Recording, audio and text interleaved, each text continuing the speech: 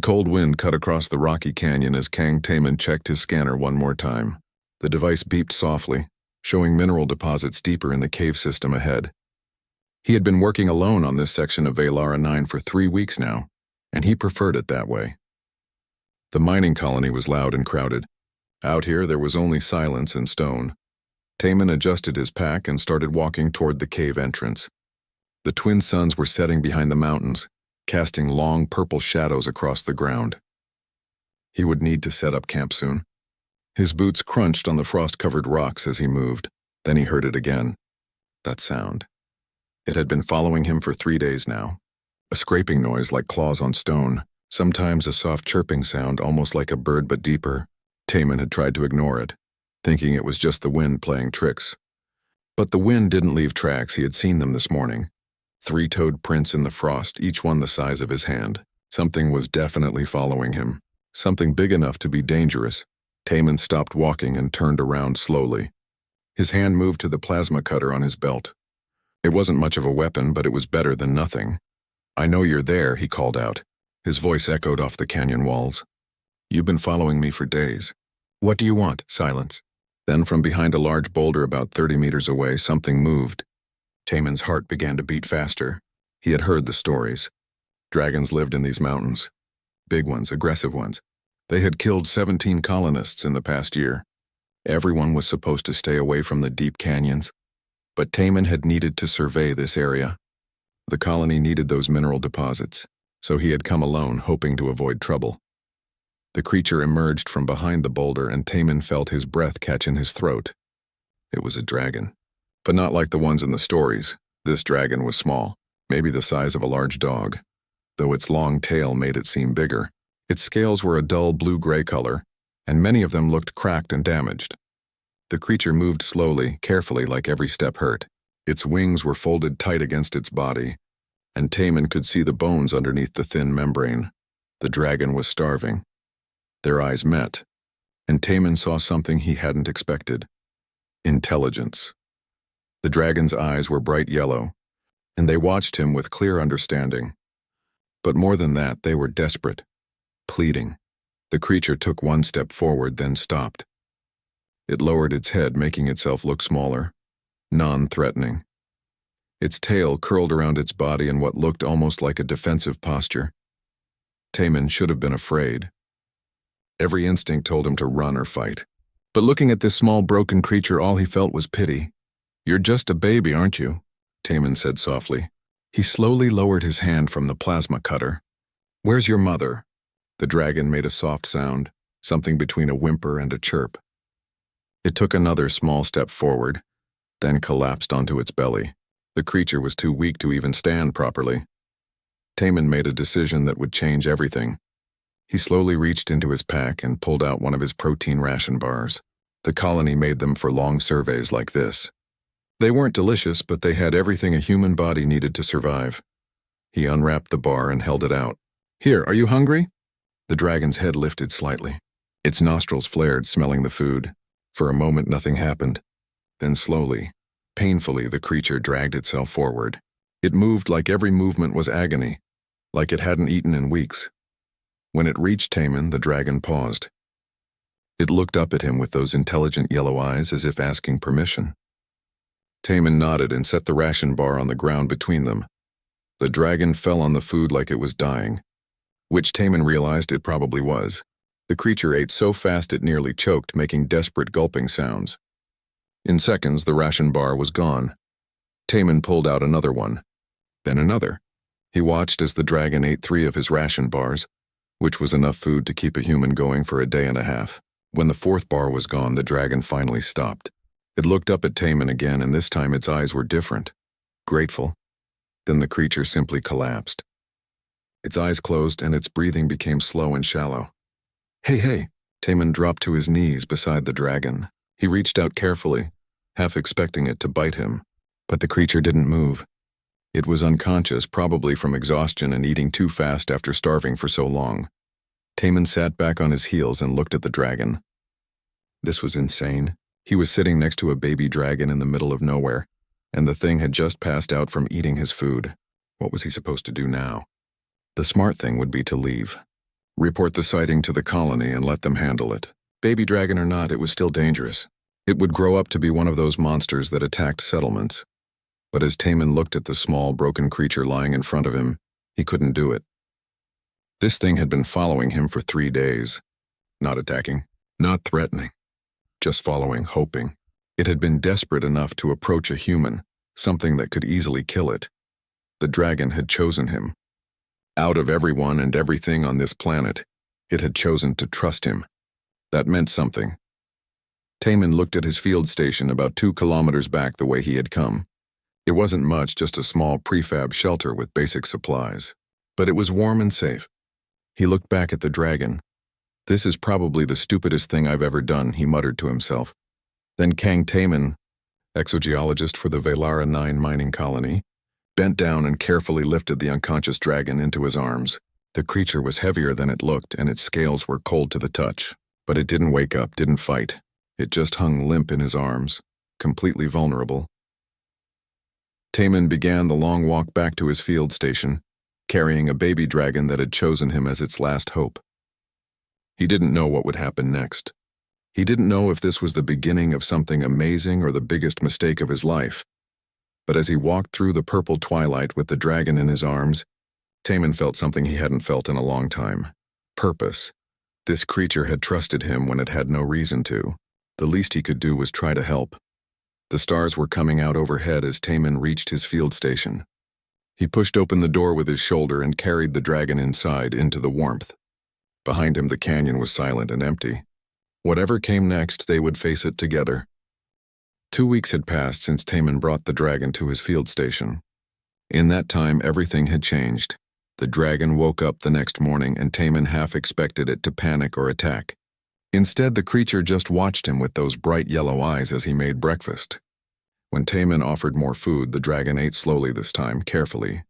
It seemed to understand that the food wouldn't disappear, that it was safe now. Taman decided to name the dragon Hanul. It meant sky in Korean, and it felt right somehow. When he said the name out loud, the dragon's head tilted and Taman could have sworn it understood. The days fell into a pattern. Taman would work on his surveys in the morning, and Hanul would follow him around the field station. At first, the dragon could barely walk without stumbling, but as it ate regularly and rested in the warm shelter, strength returned to its body. Hanul's scales began to change. The dull gray-blue color brightened to a deep azure, and silver patterns appeared along its spine and wings. The cracked scales fell away, replaced by new ones that gleamed in the light. The dragon was beautiful. But more amazing than its physical recovery was what Taman discovered about its mind. Hanul was smart, not animal smart. Really smart. It started small.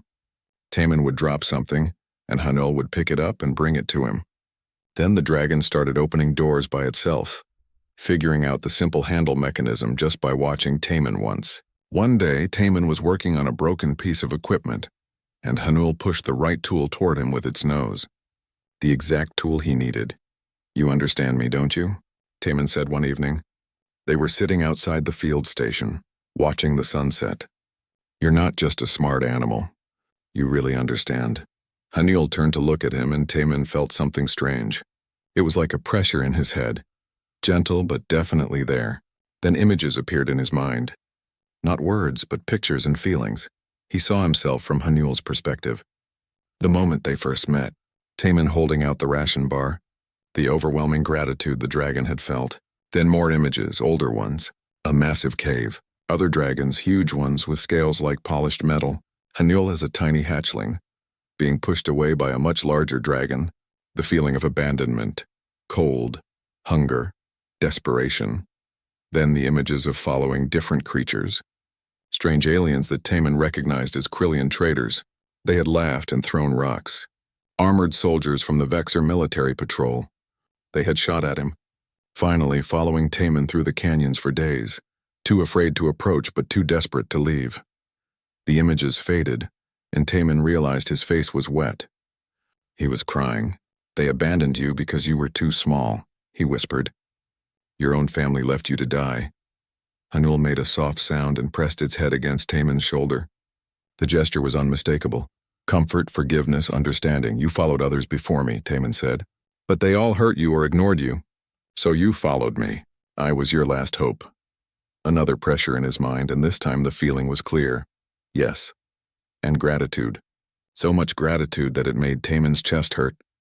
I'm glad you chose me, Hanul, Taemin said, scratching the dragon's chin. Hanul made a rumbling sound, almost like a cat purring. I'm really glad. Over the next few days, their communication got better. Hanul couldn't send words, but emotions and images worked well enough. Taemin learned things about dragons that no human had ever known. They weren't mindless beasts. They had culture, language, rules. Dragons lived in massive caves throughout the galaxy, on dozens of planets. They were incredibly old as a species, much older than humans. They valued strength above all else.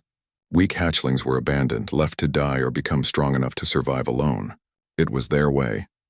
Dragons thought other species were beneath them, lesser creatures not worth communicating with. That's why no one knew dragons were intelligent. They simply chose not to talk to anyone else. In their minds, speaking to humans or aliens would be like humans trying to have conversations with insects. But Hanul was different. Being abandoned had broken something in him, changed him. When he was dying and desperate, he had been willing to try anything, even trusting a human. And Taemin had surprised him, had shown mercy when Hanul expected none. So I'm like your weird adopted brother now? Taemin asked one morning while cooking breakfast. Hanul was now the size of a small horse and growing fast. The field station was getting cramped. Hanul sent a feeling of amusement and agreement. Yes, weird brother. Strange soft skin with no scales and no fire. But still family. Taemin laughed. It felt good to laugh. He hadn't realized how lonely he had been before Hanul arrived. Then on the 16th day, everything changed again. Taemin was outside checking his equipment when he saw a vehicle approaching. A colony transport. His stomach dropped. No one was supposed to visit the field stations without warning. This meant trouble. The transport stopped and Park Ji-won stepped out. She was the colony administrator, a serious woman in her 50s with short gray hair and sharp eyes. Behind her came two security officers. Kang Taemin, Ji-won said, her voice cold. We need to talk. Hanul came to the doorway of the field station, sensing Taemin's distress. The security officers immediately raised their weapons and Ji-won held up a hand to stop them. So it's true, she said. You're harboring a dragon. Administrator Park, I can explain, Taemin started. You can explain in front of the council. Ji-won cut him off. Do you have any idea what you've done? Dragons have killed 17 of our people. 17, Taemin. And you're keeping one as a pet? He's not a pet. His name is Hanul and he's intelligent. Really intelligent. He can communicate, I don't care if he can recite poetry, Ji-won snapped. He's a dragon. He'll grow up to be exactly like the others, dangerous, deadly. Hanul sent a wave of concern through their bond. Taemin pushed back reassurance, though he didn't feel it. Hanul is different. He chose to trust humans. He chose to trust me. Then you're both coming back to the colony, Ji-won said. The council will decide what happens next. If that creature attacks anyone, the security team has orders to kill it immediately. Do you understand? Taemin looked at Hanul. The dragon could run. He was fast now, strong enough to escape into the mountains. But Hanul stayed by the door watching Taemin, waiting for his decision. Through their bond, Taemin felt Hanul's trust. Complete and absolute. Whatever Taemin chose, Hanul would accept. We'll come peacefully, Taemin said quietly. But I'm asking you, Administrator Park, please give us a chance. Let me show you what I've discovered. Hanul isn't a monster. He's a person. Ji-won's expression didn't change. Get in the transport, both of you, and pray that the council is more sympathetic than I am. As they climbed into the vehicle, Taemin reached over and put his hand on Hanul's shoulder. The dragon pressed closer to him, seeking comfort. They had survived the wilderness together.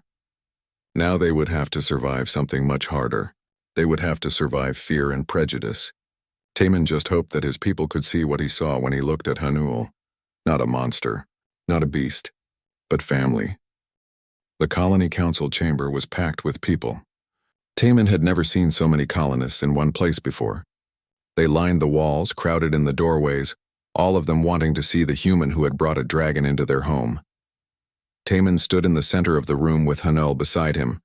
The dragon stayed close, his scales reflecting the harsh overhead lights. People whispered and pointed. Some looked curious. Most looked afraid. Behind a long table sat the council members. Administrator Park Ji-won was in the center, her face unreadable. To her left was Choi Min-ho, the security chief. He was a big man with a scarred face and cold eyes. He looked at Hanul like he was already planning where to aim his weapon. To Ji-won's right sat Dr. Yoon Hana, the colony's xenobiologist. She was younger than the others, maybe in her early 30s, with bright eyes that kept darting between Taemin and Hanul with fascination. "This council is now in session," Ji-won announced. The room fell silent. "Kang Taemin, you are charged with violating quarantine protocols and endangering the colony by harboring a dangerous predator. How do you respond?" Taemin took a deep breath. "Hanul isn't dangerous. He's intelligent and peaceful." "I can prove it." "Prove it?" Choi Min-ho leaned forward. "That thing is a dragon. In 6 months it will be big enough to tear through our walls. In a year it will be killing us like the others do. The only sensible action is to destroy it now." Hanul made a low sound and Taemin felt fear through their bond. He put a hand on the dragon's shoulder. "His name is Hanul. Not it or that thing. He has a name because he's a person." "A person?" Minho laughed harshly. "It's an animal." "Then let me show you otherwise," Taemin said. He looked at Dr. Yoon. "Doctor, may I borrow your tablet?" Dr. Yoon glanced at Ji-won, who nodded.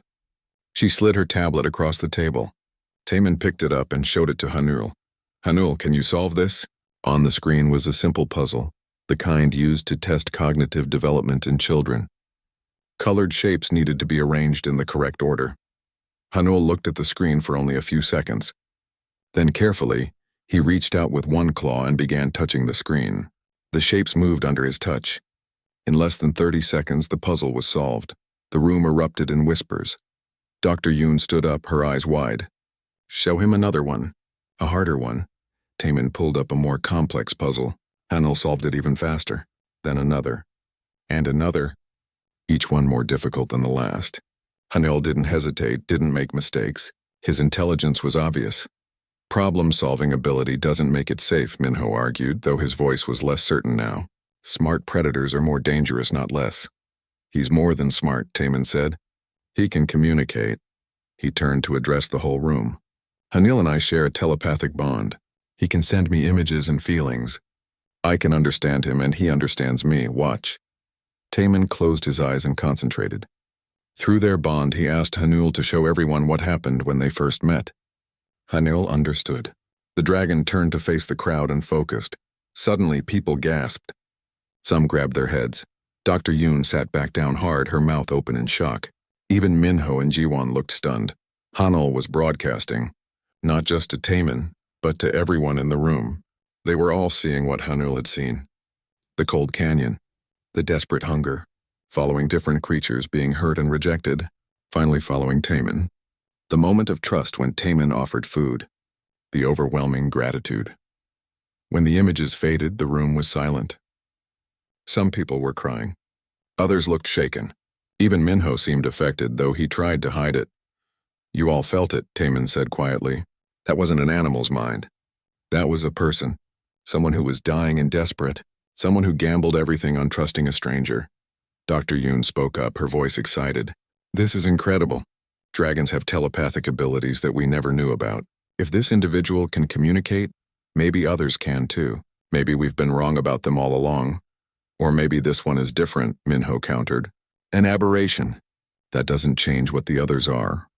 "Actually, it does," Taemin said. "Hanul has told me about dragon culture. They're not mindless killers. They're a sophisticated species with their own rules and beliefs. They attack us because they see us as inferior, as prey. But they're intelligent enough to change that view. Hanul is proof." "And what happens when the other dragons find out you're harboring one of their kind?" Ji-won asked. "What happens when they come looking for him?" Through the bond, Taemin felt Hanul's sadness and fear. The dragon sent him an image. Adult dragons flying through space. Coming to this planet. Coming for him. "They're already coming," Taemin admitted. "Hanul's father is leading a hunting party. They're coming to kill him because in their culture, weak hatchlings who bond with other species are considered defective. They eliminate them to keep their species pure." The room erupted in shouts and arguments. Minho stood up, his face red with anger. "You brought a threat directly to us. They're coming here because of that creature. They're coming because their culture is based on strength and purity," Taemin shot back. But we can show them something different. We can show them that compassion and cooperation are strengths too. That's what humans do. We make allies out of enemies. We domesticated wolves into dogs. We built partnerships with species across the galaxy. Why can't we do the same with dragons? Because dragons aren't wolves, Minho growled. They're apex predators who see us as food. They were. Until Hanul. Taman gestured to the dragon beside him. He chose differently. He chose us. And I believe others can too if we give them the chance. Jiwan held up her hand for silence. The room quieted down. She looked at Taman for a long moment, then at Hanul, then at the other council members. This is unprecedented, she said finally. We're being asked to trust a member of a species that has killed our people. To risk an attack from more of them, all based on the bond between one man and one dragon. Yes, Taman said simply. That's exactly what I'm asking. Dr. Yoon spoke up. I vote to allow it. The scientific value alone is immeasurable. But more than that, if there's even a chance we can build a bridge with the dragons, we have to try. Minho shook his head. I vote against. It's too dangerous. Jiwan was silent for a long time. The entire room waited. Finally she spoke. I vote to allow it with conditions. The dragon stays under Taman's supervision at all times. They both remain at the remote field station under constant monitoring. Dr. Yoon will visit weekly to study the bond, and if there is any sign of aggression, any threat to the colony, the dragon will be destroyed immediately. Are these terms acceptable? Taman felt relief wash through him. Yes, thank you, Administrator. Don't thank me yet, Jiwan said grimly. You said his father is coming. We have a dragon hunting party headed our way. If we survive this, maybe your theory will be proven. If we don't, we all die. I hope you're right about this, Taman, for all our sakes. As the council dismissed them, Taman and Hanul walked out together. The crowd parted to let them pass. Some people still looked afraid, but others looked thoughtful, curious, maybe even hopeful. They had bought themselves time. Now they just had to survive what was coming. 5 days. That's how long they had to prepare before the dragons arrived. The colony transformed into a fortress. Choi Minho had his security teams working around the clock, setting up defensive positions and weapons emplacements. The colonists who couldn't fight were moved into the underground shelters. Everyone else was armed and ready. Taman spent those days working with Dr. Yoon. She had discovered something important. Dragon telepathy operated on specific frequencies. If they could generate the right kind of signal, they might be able to disrupt the dragon's ability to coordinate with each other. It won't stop them completely, Dr. Yoon explained as she adjusted her equipment, but it will make them confused. Harder for them to work together. It might give us an edge. Will it hurt Hanul? Taman asked, watching his friend sleep nearby. The dragon had grown so much in the past weeks. He was now the size of a large horse with wings that could span the width of a room. I don't think so. His bond with you is different, stronger. He should be fine. Dr. Yoon paused. Taman, are you sure about this? You could leave. Take Hanul and run before they arrive. And go where? Taman shook his head. No. We face this here. Together. On the morning of the 5th day, the dragons arrived. 3 of them descended from the sky like falling stars. They were massive, easily 3 times Hanul's size. Their scales were like polished metal gleaming in the sunlight. When they landed outside the colony walls, the ground shook. The largest dragon, the one in the center, was magnificent and terrible. His scales were deep crimson with gold patterns that seemed to move in the light. His eyes were ancient and cold. This was Kazarak, Hanul's father. Administrator Jiwan stood on the colony wall, flanked by Minho and his best fighters. Taman was there too, with Hanul by his side. The dragon was trembling, but he didn't run. Kazarak spoke, but not with words. Instead, he used telepathy so powerful that everyone in the colony could hear it. His voice in their minds was like thunder, overwhelming and absolute. Humans, the voice boomed. You harbor defective offspring. Surrender the broken one and we depart in peace. Refuse and we take him by force. Jiwan stepped forward. We refuse. The dragon you call defective has a name, Hanul, and he is under our protection. Kazarak's head tilted as if confused. You would fight for lesser species? You cannot comprehend what you protect. It is broken, weak. It bonds with prey things. It must be eliminated. Taman felt his anger rising. He stepped forward. Hanul isn't broken. He's different. He chose compassion over cruelty. He chose life over your death cult culture. and we choose to stand with him. For the first time, Kazarek looked directly at Taman. The dragon's massive eyes focused on him, and Taman felt the weight of that stare. It was like being examined by something ancient and powerful, something that had existed for thousands of years. "You speak for the prey things?" Kazarak's telepathic voice was filled with contempt. "Amusing. Tell me, small soft skin, would you die for creature not of your blood, not of your species?" "Yes," Taman said without hesitation. "That's what makes us human. We don't abandon the weak. We protect them. We make them stronger." Kazarek made a sound like laughter, but there was no humor in it. "Then you are fools." "And fools die!" The dragon attacked. Kazarek moved with terrifying speed for something so large. He launched himself at the wall, his claws extended. The security teams opened fire, but their weapons barely scratched his scales. He hit the wall like a battering ram, and sections of it crumbled. The other two dragons attacked from different angles.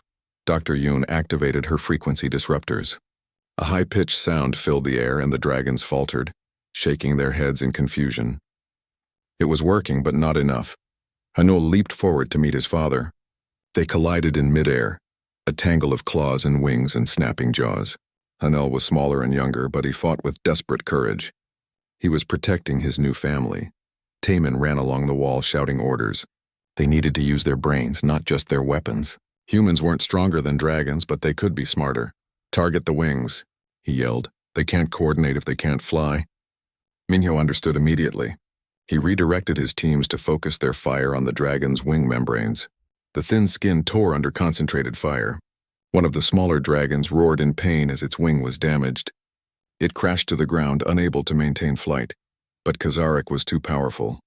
He broke through the wall and into the colony proper. People scattered before him, running for the shelters.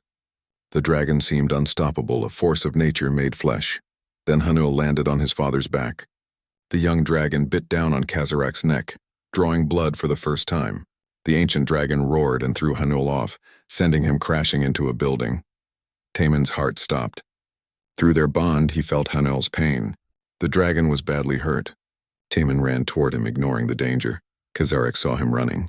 The ancient dragon's eyes narrowed, and he understood. This small, weak human was the one his son had bonded with, the one who had made Hanul defective. Kazarak lunged at Taman, his jaws open wide enough to swallow a man whole. Taman knew he couldn't dodge. He was going to die, then Hanul was there.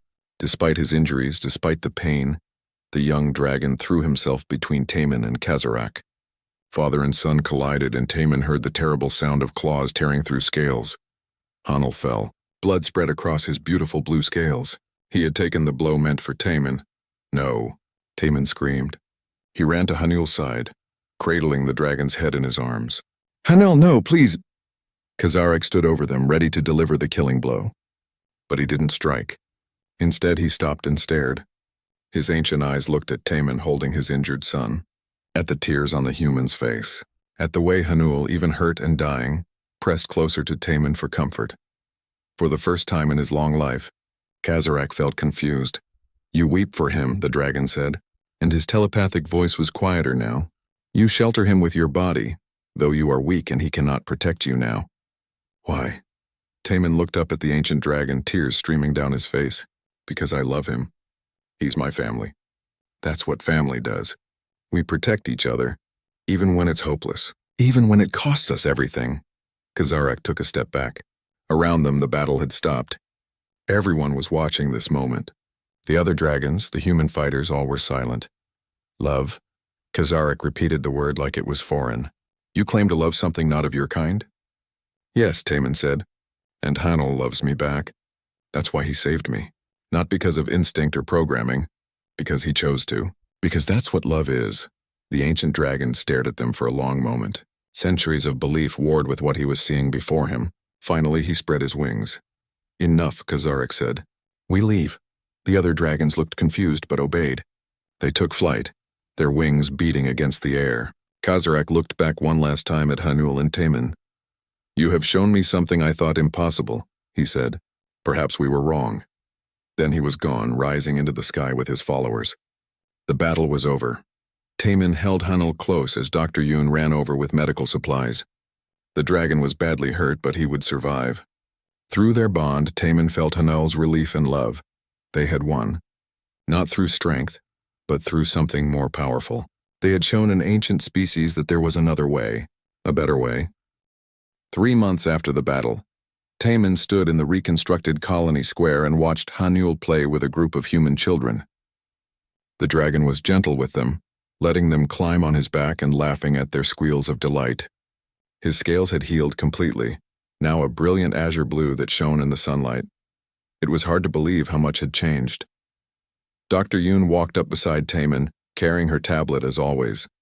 She smiled as she watched the children. His wing strength is back to normal. The tissue regenerated perfectly. Dragons have remarkable healing abilities. He had good care, Taman said. Thanks to you.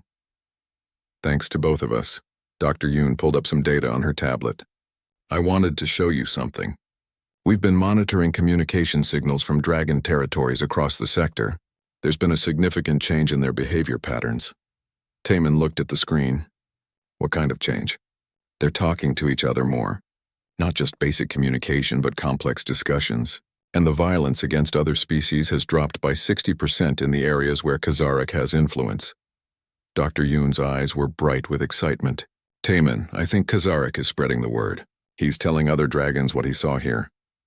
Before Taman could respond, Administrator Jiwon approached with Choi Minho. The security chief looked tired but satisfied. The colony repairs were almost complete. Taman, we need to talk, Jiwon said. We received a transmission this morning. 3 more young dragons have arrived at the colony borders. They're asking for sanctuary. More outcasts, Minho added. Like Hanul was. Word is spreading among their kind that humans will take in the ones their society rejects. Taman felt his heart swell with hope. That's incredible.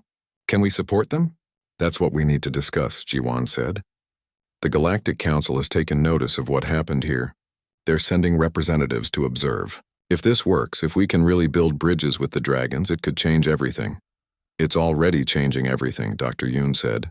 She gestured to Hanul and the children. Look at them. 6 months ago, people were terrified of dragons. Now our children play with one. That's not just change. That's evolution.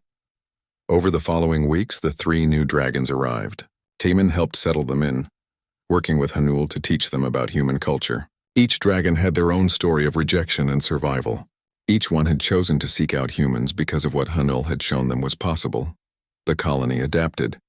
Buildings were modified to accommodate dragon-sized residents. Special areas were set up where dragons and humans could work together. Dr. Yoon started a research program, studying the telepathic bonds that were forming. Not every dragon could bond as deeply as Hanul and Taman did. That connection was special, unique, but all the dragons could communicate with humans through telepathy, and humans were learning to understand them better. Friendship was possible, even if it looked different for each pair. The Galactic Council representatives arrived on a cold morning. They were a mixed group, a Krillian diplomat, a Vexer military observer, and representatives from 3 other species. They came expecting to find chaos, danger, maybe even a hostage situation. Instead, they found dragons and humans working together in the mining operations. They saw a young dragon helping repair a damaged building, using its strength to lift beams that would take 10 humans to move. They watched Hanul translate between dragon language and human speech, facilitating understanding. The Krillian diplomat approached Taman during the tour. This is impossible, she said, her translator device rendering her clicks and whistles into words. Dragons are solitary apex predators. They cannot be domesticated. We didn't domesticate them, Taman corrected gently. We offered them an alternative, a choice. Some dragons will always follow their old ways, but others, the ones their society rejected, they're choosing something new. And you believe this will last? The Vexer observer asked skeptically. When these dragons grow to full size, what stops them from turning on you? Hanul approached, drawn by the conversation. He was now the size of a small house, his full growth nearly reached. The Galactic Council representatives stepped back nervously, but Hanul simply lowered his head in a peaceful gesture. Through telepathy, he spoke to all of them. I am Hanul. I choose humans because they showed me mercy when others showed cruelty. They saw me as a person when my own kind saw me as defective. This is not slavery or domestication. This is family. The representatives felt his sincerity through the telepathic connection. There was no deception, no hidden agenda. Just truth. Remarkable, the Krillian diplomat breathed. Humans have done it again. They've made friends with the unfriendable. News of the colony spread across the galaxy. Other human settlements started reporting young dragons seeking sanctuary. Not many, but enough. A trickle that might one day become a stream. The adult dragons watched and discussed among themselves. Kazarek's influence was strong, and his tale of the human who loved his son spread through dragon society. Some dragons scorned it as weakness, but others wondered, could the old ways be wrong? Could strength come from unity rather than isolation? The change was slow, but it was real. One evening, Taman and Hanul returned to the canyon where they had first met. They stood at the exact spot where a starving baby dragon had collapsed after eating ration bars from a kind stranger. Do you remember that day? Taman asked. Hanul sent a wave of emotion through their bond. Gratitude, love, and something else, pride. I remember dying. I remember you choosing to save me.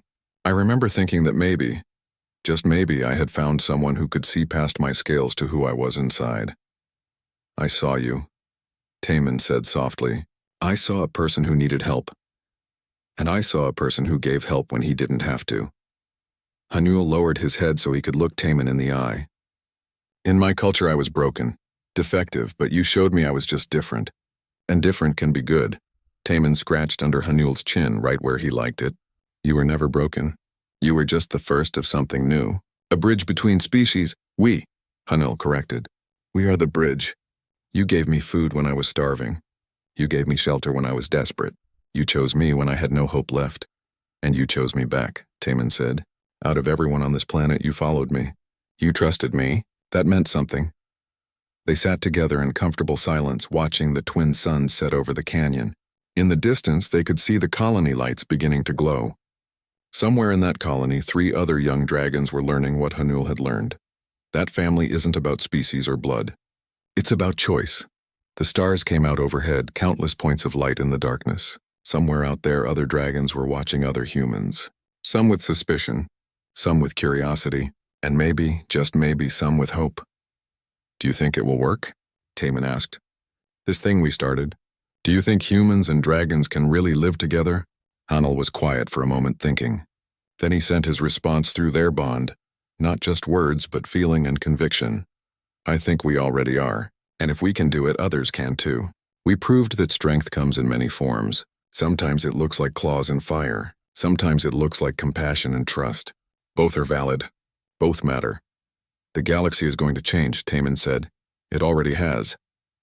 Hanul spread his wings, the membrane catching the starlight. One starving dragon and one kind human at a time. Taman smiled. He thought about everything that had happened. The fear, the battles, the moments of despair, but also the triumph, the friendships, the hope. It had all started with one simple choice to help someone who needed it. I'm glad you chose me, Hanul, Taman said. I'm glad you chose me back, Hanul replied. Brother. They flew back to the colony together, human and dragon, partners in a new future. Behind them, the canyon where they had met stood silent and empty. But it wasn't really empty. It held a memory, a moment that had changed 2 lives and started changing a galaxy. In the end, that's all it took. One act of kindness, one choice to see past fear to the person underneath. One desperate dragon who chose to trust, and one human who chose to care. That was the human way. Not conquering through force, not dominating through power, but building bridges, making friends, seeing people everywhere they looked, even in scales and claws and ancient pride, especially there,